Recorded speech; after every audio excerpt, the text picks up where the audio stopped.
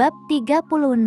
Raven membuka paket itu di ruang tamu. Dengan satu gerakan cepat, ia merobek bagian atas kardus dan mengeluarkan isinya. Seketika alisnya berkerut. Baju couple, ia sudah tahu. Tanpa perlu membaca kartu pun, ia sudah bisa menebak siapa pengirimnya. Dan benar saja, sebuah kartu kecil terselip di dalamnya. Dari Wandamu tersayang. Raven menghela napas panjang, kesal. Anak ini, gumamnya pelan. Sudah berkali-kali ia menegaskan, bahkan dengan nada dingin, bahwa hubungannya dengan Wanda tidak lebih dari sekadar kakak dan adik. Tapi gadis itu selalu saja mengartikan semuanya dengan cara yang berbeda. Langkah kaki terdengar dari arah kamar. Nadila keluar dengan pakaian rumah yang sederhana. Rambutnya masih sedikit lembab. Saat matanya menangkap pemandangan di ruang tamu, langkahnya melambat. Kotak terbuka, dan Raven berdiri di dekatnya. Perlahan, Nadila mendekat. Tanpa banyak bicara, ia duduk di sofa, tepat di samping Raven. Tatapannya jatuh pada isi kotak itu. Baju couple, tangannya terulur, mengambil salah satunya. Ia memperhatikan ukurannya. Pas, sangat pas untuk Raven.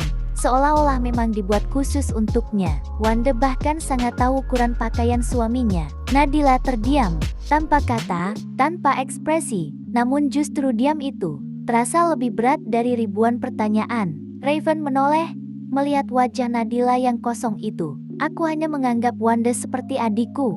Tidak lebih, ucapnya akhirnya. Suaranya tegas namun berusaha terdengar santai. Dia memang seperti itu. Dia itu anak manja. Keluarganya terlalu memanjakannya. Raven berhenti sejenak. Apalagi setelah kepergian Wendy, dia jadi satu-satunya anak yang tersisa. Nadila masih diam. Tangannya masih memegang pakaian itu. Raven melanjutkan. Dia selalu melakukan apa yang dia mau. Berusaha mendapatkan apapun yang dia inginkan.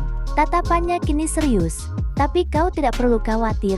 Aku bisa menanganinya. Hening. Beberapa detik berlalu. Lalu akhirnya, Nadila berbicara, pelan, hampir tanpa emosi. Apa kau yakin? Kau tidak punya perasaan pada Wanda? Raven sedikit terkejut. Namun kemudian, ia tersenyum tipis. Apa kau cemburu? Tanyanya santai. Namun Nadila menggeleng. Cepat. Aku tidak cemburu. Jawabnya. Tapi suaranya bergetar. Aku hanya mencoba berpikir realistis. Ia menatap lurus ke depan. Dia lebih kaya dari keluargaku. Lebih terpandang, cantik dan menarik. Tangannya menggenggam kain baju itu lebih erat. Siapa yang tidak menginginkannya? Deg, kata-kata itu bukan sekadar pertanyaan, tapi juga keraguan terhadap dirinya sendiri. Raven menatap Nadila dalam. Senyumnya menghilang. Kau pikir aku pria sembarangan? Ucapnya tiba-tiba. Suaranya berubah tegas. Yang mau pada siapa saja hanya karena dia cantik dan menarik. Nadila terdiam. Kau tahu aku tidak seperti itu. Nada suaranya rendah, tapi penuh penekanan. Bagiku, yang penting itu ketulusan, kejujuran, dan kesetiaan. Tatapannya tidak lepas dari Nadila. Yang lain, aku tidak peduli. Hening kembali menyelimuti. Namun kali ini, hening yang terasa hangat, sekaligus menyakitkan, karena di balik semua itu, masih ada luka, masih ada jarak. Nadila menunduk. Tapi, keluargaku tidak tulus padamu, ucapnya pelan. Dan kau sudah tahu itu. Tangannya melepas pakaian itu, meletakkannya kembali ke dalam kotak. Aku hanya jadi jalan mereka untuk memanfaatkanmu. Suara Nadila semakin kecil, hampir seperti bisikan. Raven menatapnya. Ada sesuatu di matanya yang sulit dijelaskan. Kesal, tidak. Marah, tidak juga. Lebih seperti tidak suka melihat Nadila merendahkan dirinya sendiri. Sudahlah, ucap Raven akhirnya. Nada suaranya kembali lebih tenang. Kau tidak perlu memikirkan hal-hal seperti itu. Ia berdiri, lalu menutup kotak itu.